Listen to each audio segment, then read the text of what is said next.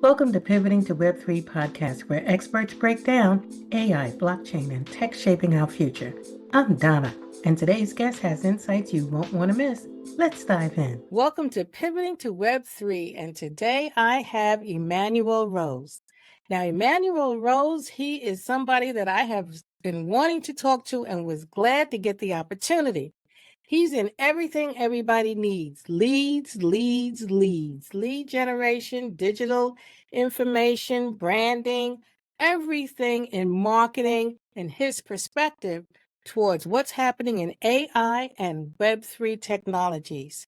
So therefore, let's talk to Emanuel Rose and get some insights, the diverse insights that he has in his diverse background in lead generation, marketing, and branding.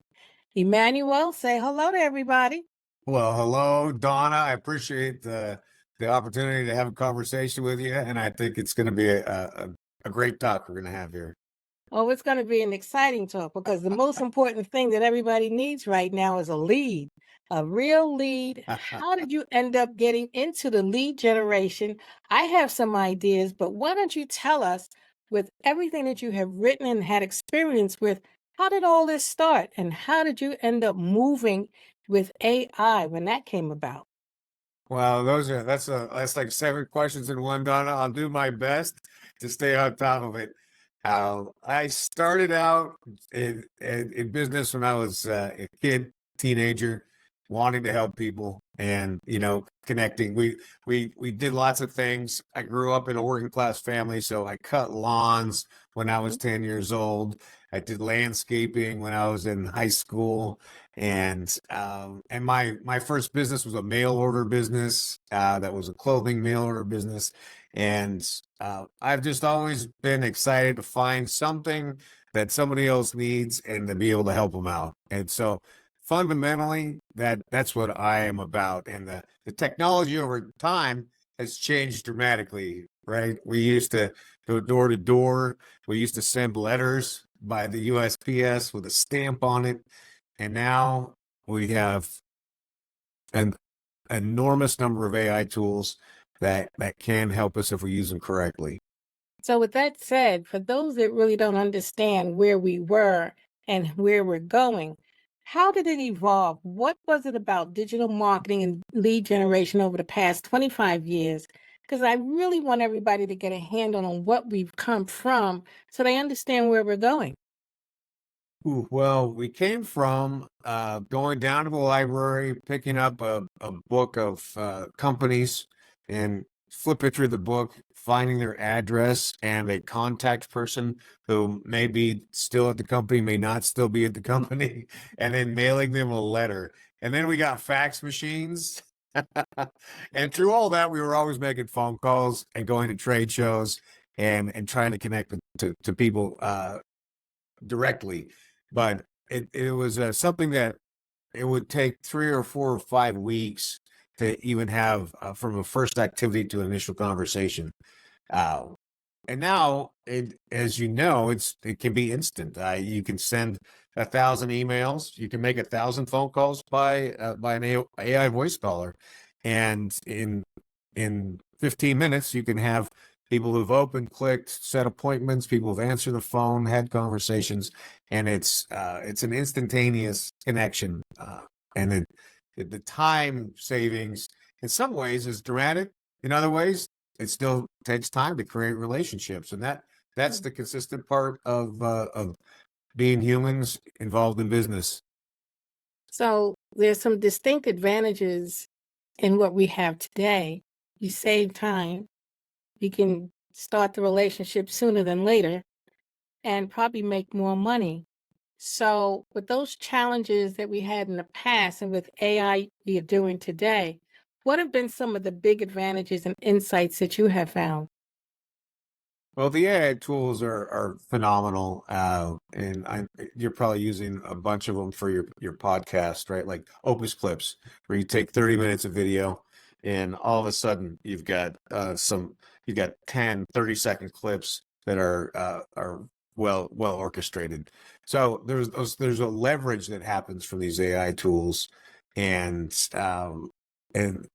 and time savings from that, but you still have to have good input to get the output that you want. And I think we're seeing an avalanche of really bad marketing because there's inexperienced people or lazy, what I call lazy marketers, who aren't doing the work on the front end in order to get good output in the AI tools.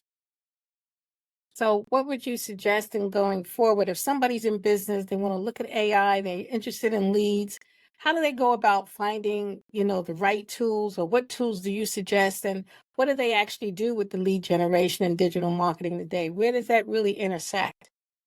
Yeah, that's a great question. And I think we're still fundamentally content marketers. So that part is consistent. We have to generate um, some content that is valuable to the ideal client profile. So that's the first thing, is to use one of the generative tools to create a content calendar and say, this is my ideal client. This is who they are. This is the role they have. This is my business. Here are some keywords that I have. Generate a content calendar for me. And then from there, build some content. One of the fundamentals that I do with my clients is we build an ebook, and it's 30 to 60 pages on whatever the primary trend is in that vertical in this year, right? And so we establish some leadership. And I don't like the thought leader moniker. I think that's worn out, but we're providing leadership, and that's what we do as consultants and business owners. We're leading people who don't know how to do what we're providing the service for. So that's the beginning, is the content marketing. And then from content marketing, then you have to do your outbound. And in B2B, the outbound is a little simpler. We have a little fewer rules in the United States. We can still do some cold emailing. We can do LinkedIn connecting and DMing. But the part that separates good marketing from bad marketing is that we're providing value to the prospect at every step. And so that's why the content is important, because I want to have video or an ebook or a blog post that is helping them solve something they know that is a problem, or that they don't know that is a problem, that you're bringing to the front of their mind. So let me back up for somebody that might be listening. There's two questions. One, the customer, and connecting with them, it sounds like along that journey where you're providing some type of content that moves them forward in the relationship or in the eyes of the customer. But you made mention to, which brings us to me to the second piece, you the US, but is it any difference for outside? Because a lot of the people listening or doing business is global and worldwide, either living in other countries or doing business in other countries. Can you share some light on that as well? Yeah, we're humans, right? Everybody's got the same fundamental, which is, I have a problem, and I've either started to do my research for solutions, or I need to start my research to do some solutions. And that solution is either a DIY product, I'm going to take care of it myself, or I'm going to hire somebody, and then I need to manage that person in order to get it started, so that I know that it's working. So that is a fundamental. The ins and outs and the laws and the mores and the way that we talk to people, that's different in every geography. I mean, you can be a lot more direct in Asia than you can be in the EU, for instance. And you've got different laws about how you do outbound email, for instance, in the EU than you do here in the United States. So those subtleties are regional, but the fundamental is, humans have a situation, they're getting education on it, and then they're figuring out how to solve it and doing it themselves, or they're hiring somebody. So when you look at this landscape of everything that's taking place, and you look at the machine learning and everything that you've been involved with, like some of the insights, what are like your top three issues that you may have that are your hot burning issues that you'd like to see on your wish list? Or if anybody's coming into this and they're nervous about it, or a business has to make some adjustments, what are your recommendations? What do you think people need to keep their eyes on? Or, as I usually say, keep your eyebrow raised on. Well, I think the first thing is that AI has been with us for a long time. We know it's been with us since the 50s.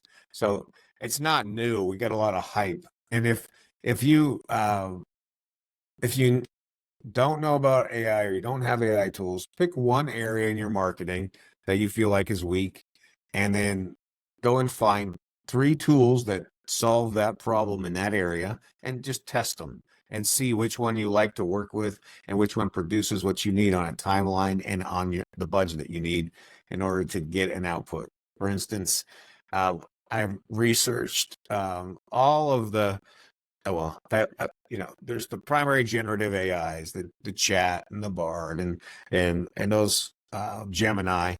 So, which one of those do you like to use? Do you like Claude? Do you like chat? Which one's giving you an output? What's the difference between them? Well, it's the way that they're programmed and what they're referencing and how much they're able to get and from where on the web. And can you share some examples? I'm sure somebody else got this question just like me. Can we go? Oh, sure. I mean, yeah, let's go. This is a teaching channel as well, so we all want to know. We're not the geeks of the world. We're not. We the people. We regular folks. Yeah. So what I've found, and this is my experience, is that ChatGPT is very good in general, and it tends to be let's say a more colloquial set of answers. Like if you're going to say, tell me about the Vikings and write me 1,000-word blog post about Vikings and how Vikings are similar to marketing in 2024, right? I'll get a very general piece that maybe is targeted for about a 10-year-old, where Claude will write a college level version of that. And so from the same prompts that I'm creating. So it's very personalized, and I'm not making general statements. I'm making general statements, not specific. So I don't know any more than that. Well, I like Claude. Claude was pretty cool. I needed a lead generating piece. Right. And the way I wanted it set up, ChatGPT couldn't do it that way. Right, exactly. And because of the way Claude, and I'm still high surface now, I'm trying to figure it out too. Yeah. I asked the same prompt and I put it in there and it understood it. Right. And it did it and broke it down into terms and everything else. And I loved it. At the end of the day, it was really the top 100 terms in AI, blockchain, and Web3. Right. I used it as a lead magnet. Yeah. And it came out beautifully, all organized, all set up. It went to the right categories. Couldn't get the others to do that, but I figured I really had to understand why, and I didn't have time to check, so I kept going. For that answer. Well, I like it. So that's what I'm talking about. That is, we're keeping it duct tape simple, and we're pushing forward, right? Yeah. I don't have to be an expert on all of them. I just got to find the one that works for me. Yeah, so, that's what I did, and I love it. You really helped me with that. Somebody else out there that knows there's a difference. You all experiment, go for it. So. Yep. As you move on into the world of AI and everything that you've written and the lead generation, is there anything that keeps you up at night? Like, is there any ethical issues or moral issues? What do you see happening since you're in that bigger, high-level evaluation space or the insights that you have? What concerns you? What's out there that might concern you a little bit?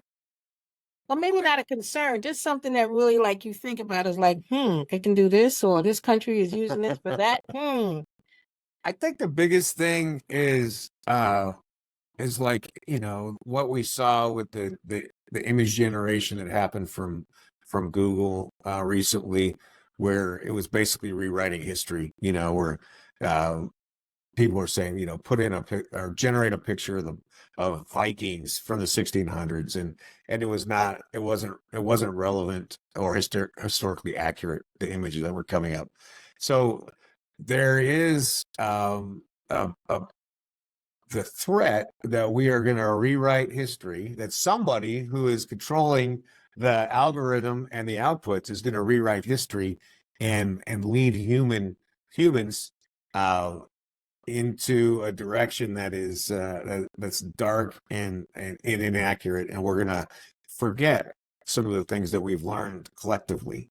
That's probably the biggest thing that I'm concerned about. Okay, so you answered that real nice, like. Thank you. And I'm going to try to ask this question real nice, like I like this conversation. I really do. I'm glad. So my question is, so you have situations taking place with reality, and you have situations taking place with facts that aren't real, and then you have people believing due to lack of critical thinking Right. in some arenas. Not everywhere, but for some whatever reason they believe what they believe. So if you believe what you believe, and that's your fact, now that's a fact today. So this could make our situation here worse than what it is in comparison to other places and spaces where they're not having that issue for whatever cultural reason, and we are. So this could really continue us down the path and journey that we're on. I mean, yeah, I'm with you. It could take us into another dark ages kind of understanding of the world, right? Where, in the uh, 1200s, when it was only the priests in Europe that could read and write, everybody else was not allowed to. If we only get fed what somebody wants us to know, then that's a danger when we don't have access to the information and be able to critical think and draw our own conclusions and fully formed on philosophies that exist besides on that dominant narrative. Yeah. Okay, so since this isn't a political show and it's not a show on critical thinking or anything else, so let's lift this back up. All right. It's getting kind of heavy, and I don't want to leave everybody in the basement. So, so let's lift them back up. And let's talk about some of the predictions or the big things that you see that can happen that is really going to lift society and move us forward with the shining bright, with the bright and shining stars. What do you see? What are the things I think these tools on the marketing side are amazing. They are in a lot of ways time savers for the agency world, the work that I do every day, in terms of generating ideas, generating content calendars, coming up with initial drafts, being able to attach all my books into a GPT and then say, answer this question as if you were me, and then pulls out core philosophy and can answer or generate content calendar or pieces or summaries of based on that profile of my past work. So there's a lot of leverage in that, and it is a time saver, and then that frees me up to do other things. So when you have clients, you have a digital agency, you'll Yes. have a client or an organization that comes in, and if they have a certain brand, value, mission, vision, or tone or approach, or avatar or customer or client or personalization or trend that they're looking for, you can feed the information or set up the content in that way to satisfy that one particular customer with AI. That, to me, that is the best use of it, right? Is to take previous work and then generate future work based on the previous work, and so you're containing it in a very narrow space in order to stay on brand and on topic. And the other thing is that I use a platform called IVIA, AIVIA, and it's encrypted and secure, and it's separate from the other spaces. So all the content that I create is safe. Nobody else is going to be able to see it or use it. So, and I highly recommend that everybody get into a platform like that, so that if you do put in personal information or theoretical or draft or forward thinking content, it can't get grabbed by somebody else and used either as from a competitor or nefariously.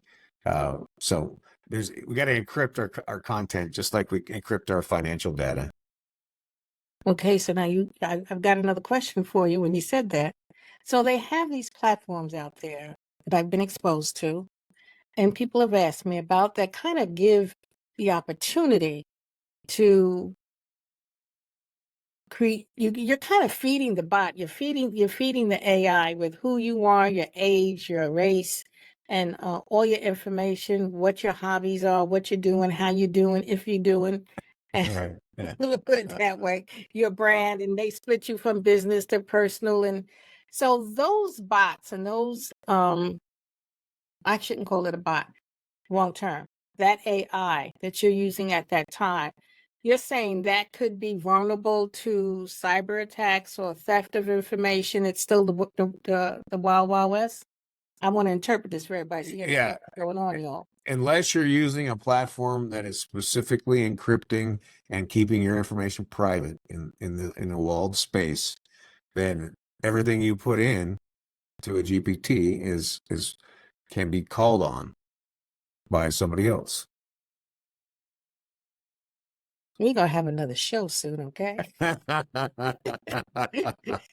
So I want to be respectful of your time. What else is there that you would really like to talk about that you're doing, or any projects you're involved with that you'd like to share with everybody in regards to what you're doing with the lead generation, digital, no matter what it is, anything you want to share, what you've got going on that I'm gonna like hearing? That they gonna like Absolutely. hearing? Tell me everything I want Absolutely. to know. I don't want to stop talking to you yet. There's so many great platforms out there, and the cold email space is really interesting.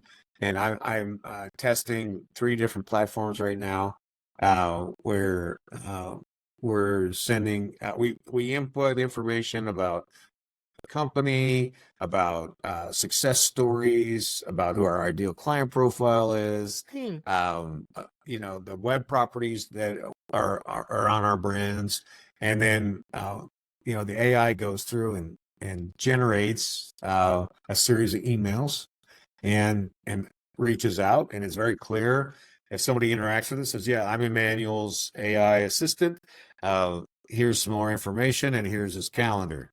And so we're able to outreach to hundreds and thousands of people, depending on how much velocity we need, and have the AI generate content to do that, and then generate calendar appointments.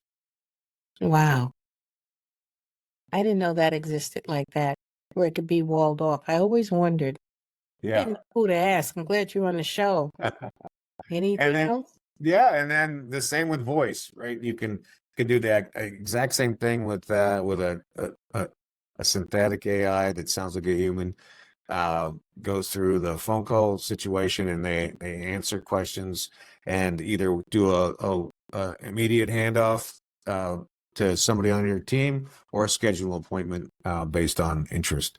So those are powerful time savers, and allow you to reallocate your HR resources to taking care of your clients, which I think is the critical part. And now, what books do you have out now? Anything new?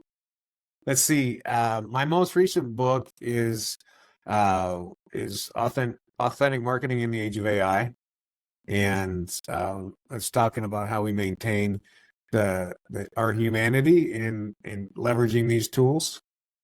And then I have a book that's called The Secrets of the Magic Rock, which is about how to disconnect, and why we should all disconnect from technology and spend time by ourselves in nature on a frequent basis in order to maintain our humanity.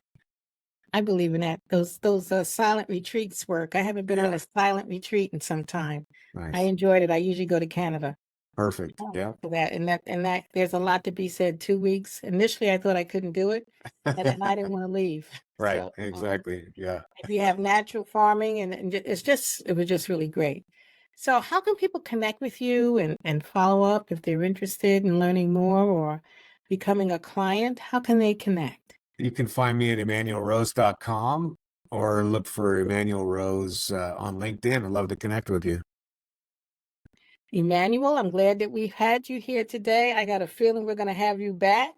This has been an awesome conversation, and thank you for being on Pivoting to Web3 podcast. And everyone, I hope you have a great day, good afternoon, or good evening.